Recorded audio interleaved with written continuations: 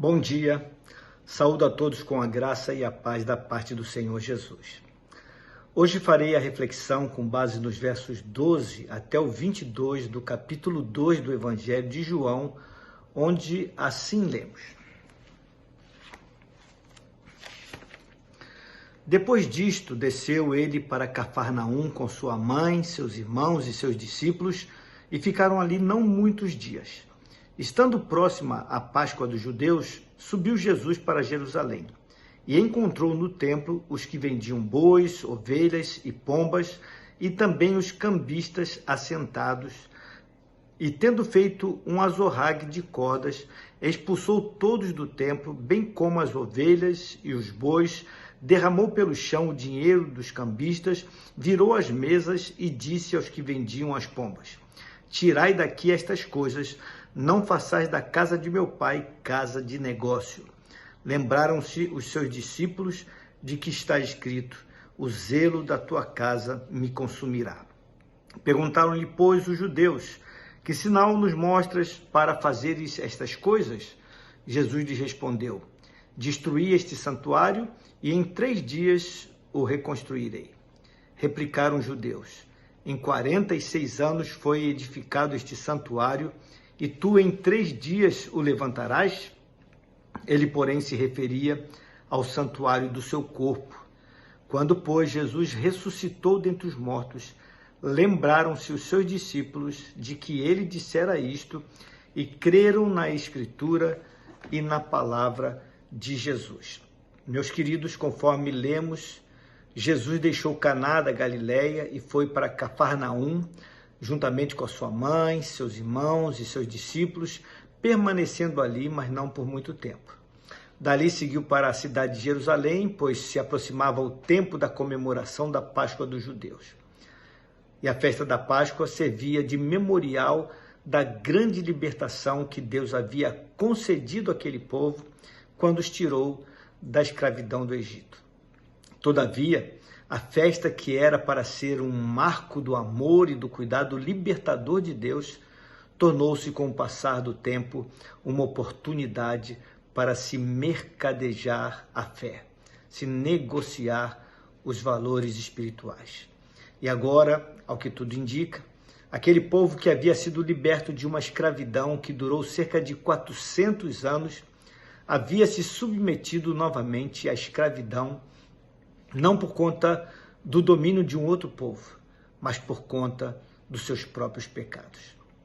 O próprio templo em Jerusalém, lugar da adoração a Deus, que deveria servir de casa de oração, foi transformado, segundo as palavras do próprio Senhor Jesus, em um covil de salteadores, conforme registrado pelos evangelistas Mateus e Marcos.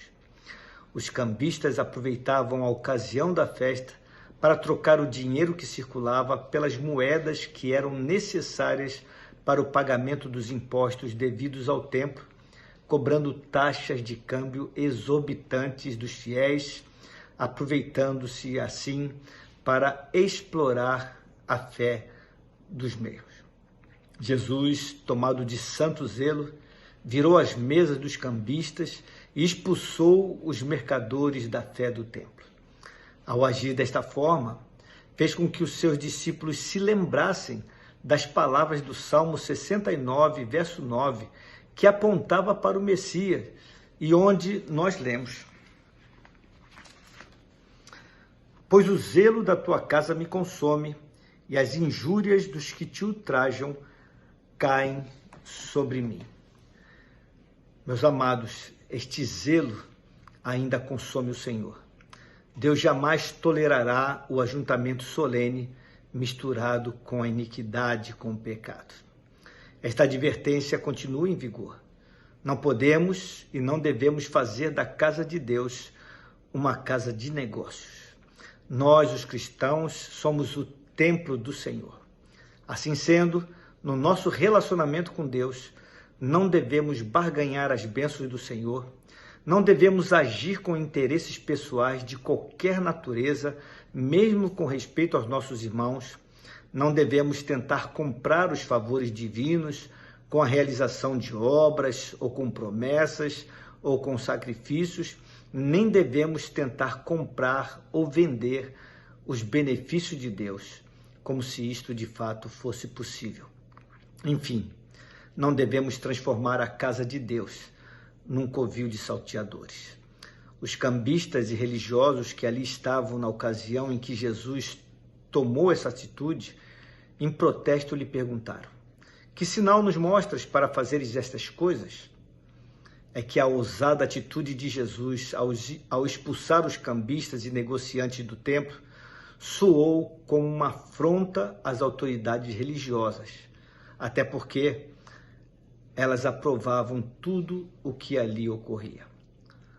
Por isso, passaram a questionar com que autoridade Jesus fazia aquilo. Jesus não possuía nenhuma autoridade concedida pela casta religiosa, portanto, segundo eles, não tinha o direito de agir daquela forma. Aqueles homens eram incapazes de reconhecer externamente que o próprio gesto de Jesus já era um grande sinal moral e espiritual, até porque, se assim não fosse, teriam eles agido com violência contra ele, mas não podiam, pois suas consciências os reprovavam. Em resposta à pergunta registrada no verso 19, Jesus lhes respondeu: destruí este santuário e em 3 dias o reconstruirei. Aqueles homens, mais uma vez, não puderam compreender o que Jesus estava a dizer. Pensavam que Jesus tinha planos de promover a destruição literal do templo. Tanto é que disseram: em 46 anos foi edificado este santuário e tu em 3 dias o levantarás? Todavia, o sinal que Jesus lhes ofereceu foi apontar para a sua própria morte e ressurreição, quando então o seu corpo ou templo, para utilizar as próprias palavras dele, seria destruído numa cruz e ao 3º dia ele ressuscitaria. Nenhum sinal que Jesus realizou ou que viesse a realizar seria tão contundente e tão espantoso quanto a sua própria ressurreição, cujos efeitos impressionantes se estendem sobre a vida de todos os que nele creem, produzindo também nesses tais a imortalidade, ou melhor dizendo, a vida eterna, que não se resume no viver para sempre, mas se estende graciosamente ao partilhar da vida de Deus, o eterno. Até porque vida eterna é a vida do eterno em nós. Registra o verso 22.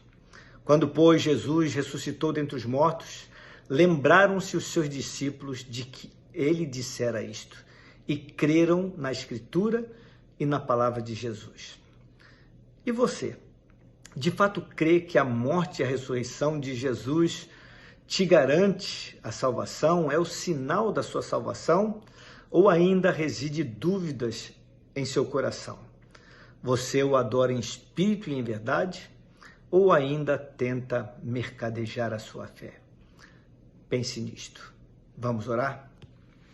Pai querido, Deus de amor, nos livra de termos a atitude que aqueles religiosos da época tiveram com relação àquela festa que simbolizava a sua libertação de uma escravidão. No caso ali deles, uma escravidão física, mas nós fomos libertos de uma escravidão espiritual, que nós não banalizemos a nossa fé e nem tentemos mercadejá-la, tentando negociar valores, promessas, sacrifícios, fazer compras, oferecer vantagens para que a fé se sustente, porque não é necessário e não é lícito.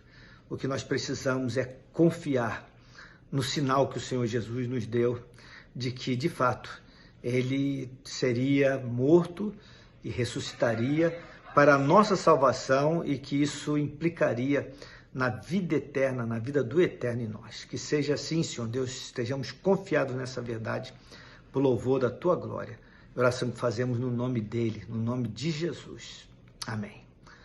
Meus queridos, tenham uma abençoada quinta-feira. Fiquem na paz do Senhor.